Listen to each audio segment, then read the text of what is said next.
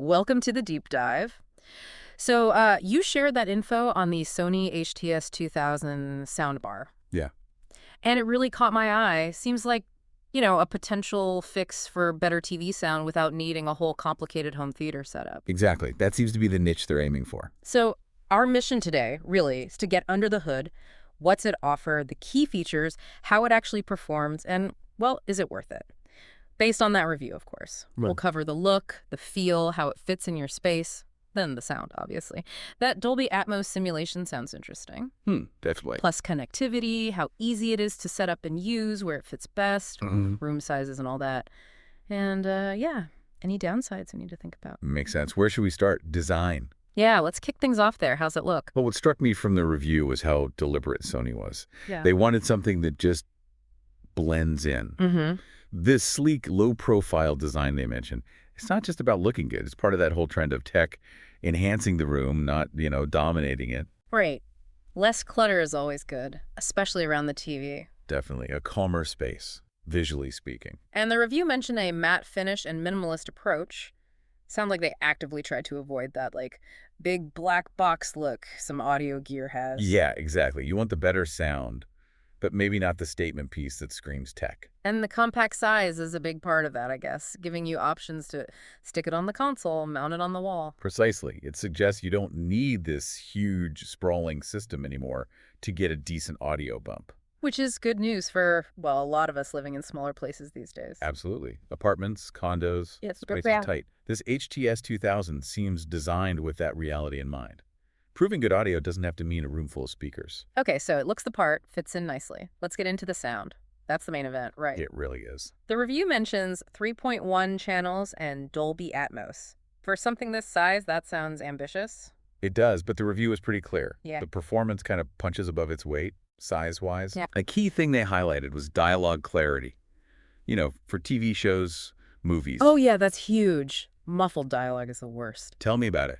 You're constantly reaching for the volume. This seems built to tackle that. The 3RN and 3.1 means those dedicated left, center, right channels up front.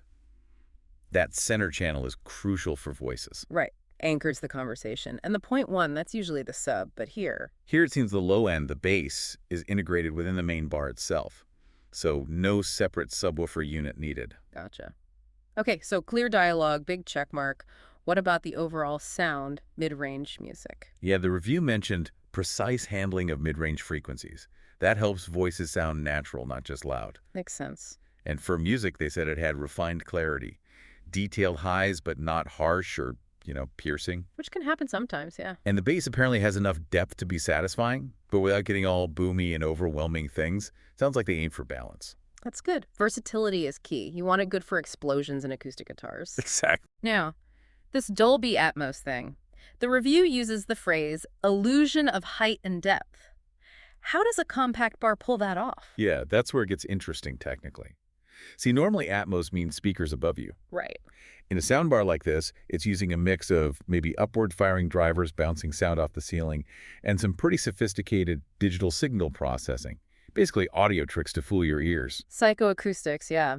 Making your brain think sound is coming from above or wider out. Precisely. It's Yeah. about creating that sense of immersion, that wider, taller sound stage within the limits of one single bar. And the review suggests it's surprisingly effective for what it is. So maybe not the same as a ceiling full of speakers, Absolutely not. but a noticeable step up from just stereo or basic surround, creating a more like 3D feel. That seemed to be the takeaway, a more engaging sound bubble. The review was fair, though it acknowledged it won't replace a high-end multi-speaker home cinema setup. Which is realistic given the form factor. Absolutely. It's about maximizing what's possible in a compact, convenient package. Okay, so sound seems pretty impressive for the size. What about other features? Getting stuff connected. Right. Well, built-in Bluetooth was highlighted. Pretty much essential these days. Oh Right? yeah, streaming from your phone or tablet without touching the TV remote. Super convenient. Totally. And support for various audio formats is another plus.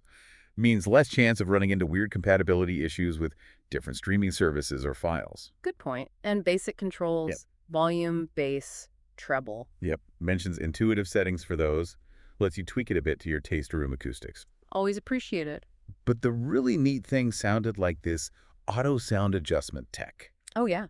What's that do? Apparently, It analyzes what you're watching, quiet chat, big action scene, and optimizes the sound profile automatically, so you don't have to keep fiddling with modes or volume. Huh. That sounds genuinely useful. Takes the guesswork out, keeps things clear or impactful as needed. Seems like it. Very user-friendly approach. Okay, and physically plugging things in, what are the options? Good range, according to the review. HDMI ARC is the big one. Audio return channel, right. Single cable to the TV. Yep. Simplifies wiring and lets you control the soundbar volume with your TV remote. Usually. Big convenience win. Fewer cables, fewer remotes, always good. What else?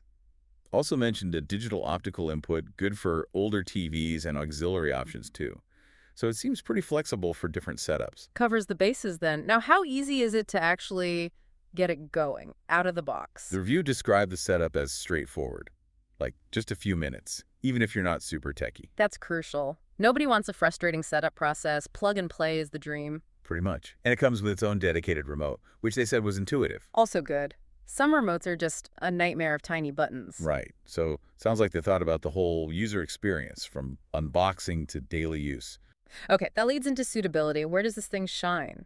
Which rooms? The review points to its flexibility. Good for various sizes, cozy living rooms, smaller apartments, even bedrooms. So it adapts reasonably well. Seems so. The balanced sound profile holds up, though they did note, maybe obviously, that in really big, echoey rooms you might want some rugs or curtains to help absorb sound and optimize it. Makes sense. Standard room acoustic stuff.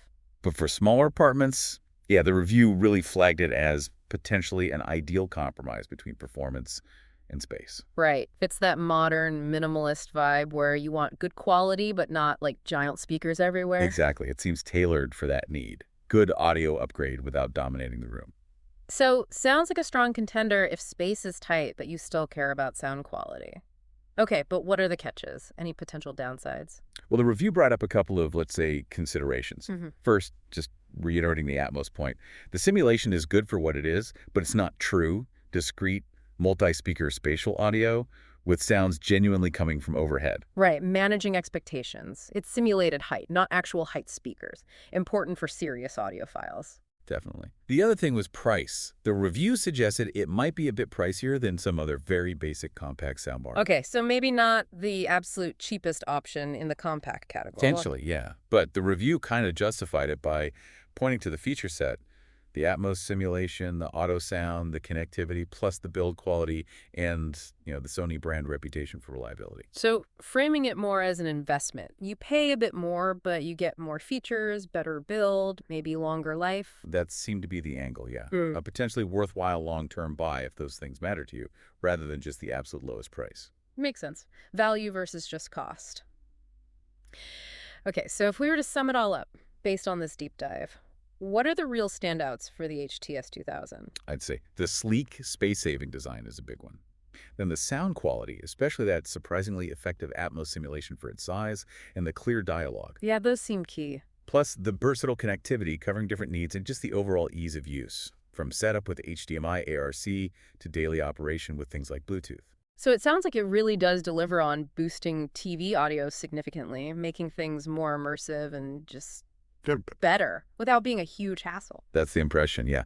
Clear dialogue, balanced music, that extra dimension from the Atmos simulation, and simple control. It really seems to hit a sweet spot. Balancing tech with practicality seems like a very compelling option for folks wanting that upgrade without the complexity of a full home theater beast. I agree. It looks like a solid choice for that specific need quality sound, minimal fuss, fits modern living. So the Sony HT-S2000, definitely one to consider if you want to elevate your TV sound without a massive, complex system, offers a neat blend of performance, features, and user-friendliness in a compact form. Absolutely. And, thinking about all this, it kind of leaves you with a question, doesn't it? Oh, yeah. Well, as we all watch more streaming, maybe live in smaller spaces, Yeah. how do devices like this, like the HT-S2000, start changing what we even expect from home audio? Yeah. Does it redefine what good enough or even great sounds like in that context? Something to think about.